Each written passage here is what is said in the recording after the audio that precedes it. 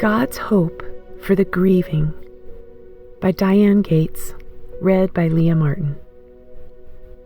Today's Bible verse is John 6:12 through 13. And when they were filled, he said to his disciples, "Gather up the leftover fragments that nothing may be lost." And so they gathered them up and filled 12 baskets with fragments from the 5 barley loaves, which were left over by those who had eaten.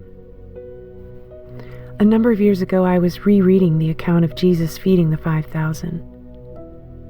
And in the middle of my grief, his words jumped off the page. Jesus fed a multitude after he blessed and broke 5 loaves and 2 fishes. He also gave his disciples 12 baskets to collect the leftovers, so nothing would be wasted. I'm sure you're thinking, what's this got to do with my grief? But if our Lord Jesus instructed his disciples to scoop up crumbs of bread and stinky fish, might he want you to gather the crumbs and stinky emotions of your overwhelming grief and bring them to him also? God doesn't waste anything, especially grief. After the loss of a loved one, crumbs of shattered lives lay scattered all around us. And we just don't have the ability to look beyond our pain. But Jesus does. How can God ever use anything as dark and ugly as what I'm going through? Which way do I turn? Where do I go? My life is over. No, your life isn't over. It's going to be different.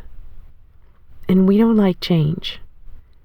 But Jesus scoops up the cracked pieces of your life, if you'll let him, and places them back on his potter's wheel, where he repairs, integrates, and reshapes each one of us into new vessels.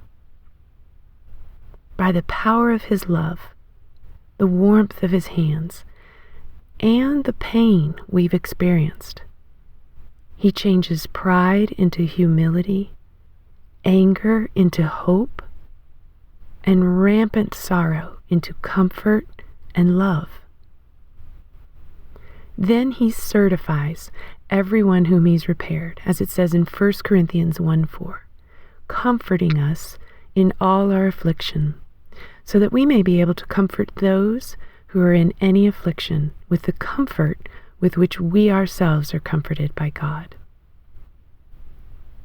Now it's your choice, his light or your darkness, his comfort or your anger, his love and mercy or your doubt and fear, his peace or your pain. Of course, you will miss whoever you lost, and you will have moments of deep sorrow. But God is continually in the process of bringing good out of your debilitating loss, if you'll let him. God will transform your life. He will turn you into a conduit of his mercy and grace, so you can pour out the comfort you've received on others about to enter this dismal journey. And the example of your peace will shine the light of his grace and glory into their long, dark tunnel through grief.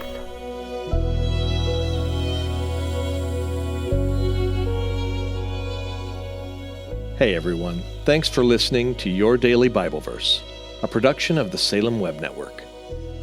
If you enjoyed what you heard today, we'd love for you to head over to iTunes and rate and review our podcast. It really does help people find us.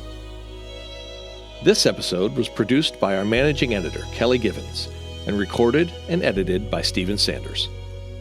Be sure to come back tomorrow as we examine more of God's Word.